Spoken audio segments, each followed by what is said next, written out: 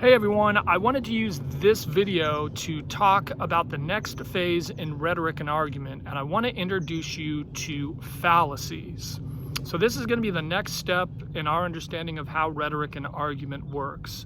Now, I've read all your discussion board questions and they've been great. I love how you defined rhetoric. Most of our class seems to define rhetoric as the ability to persuade, but I've still not yet changed my definition of rhetoric. You have not persuaded me that my definition of rhetoric needs to be changed. So I'm still going to talk about rhetoric as being words that are used to manipulate, deceive, and con people. Now, we know rhetoric and argument both use logos, pathos, ethos. Logos is logic, pathos is emotion, and ethos is character and authority. So now I'm going to add to our understanding of rhetoric and argument by talking about fallacies. In fact, fallacies is one way that rhetoric sort of separates itself from an argument. And I know sometimes students hear the term fallacies and they panic. They think, what are you talking about? They think fallacies are hard, but fallacies are not all that hard to understand. They really can kind of be easy to identify. Some of them are funny, some of them are simple, and some of them are really stupid. But I think there's a merit to helping students to understand how fallacies work. So if you look at the word fallacy, right, most students, if they look at the word fallacy or hear the word fallacy, the first thing that comes to mind is something that is false or something that is fake. And so I define fallacies as merely false logic.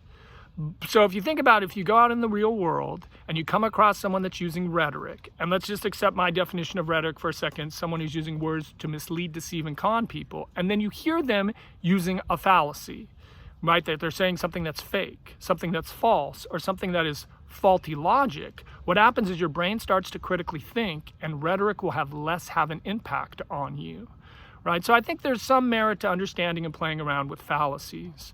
So I'm going to talk about some of the fallacies that I like in our textbook, right? And one of the fallacies that I always like is the ad hominem.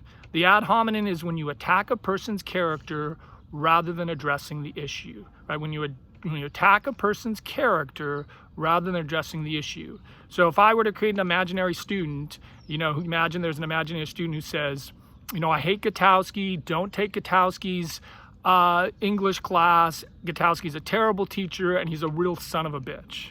Well, notice what that student did was that student used an ad hominem, right? He attacked my character.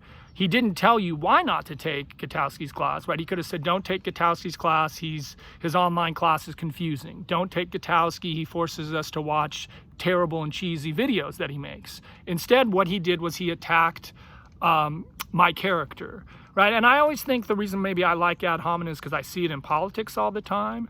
I remember the last election cycle, there was always talks of don't vote for Hillary Clinton, right? Don't vote for Hillary Clinton. She's a woman, she's crazy, she's a Democrat, don't vote for Hillary Clinton. Well, notice that's an attack on her character, right? It never deals with an issue. Hillary Clinton might want to raise taxes or Hillary Clinton might want to expand Obamacare. Instead, it's an easy way to attack a person's character. I always like when George W. Bush was running for president, people used to say, don't vote for George W. Bush. He's clumsy, he's stupid, and he can't say the word nuclear. Again, right, that's an ad hominem, right? It attacks his character without addressing any issues. George W. Bush wants to cut taxes or, Bush wants to expand the military.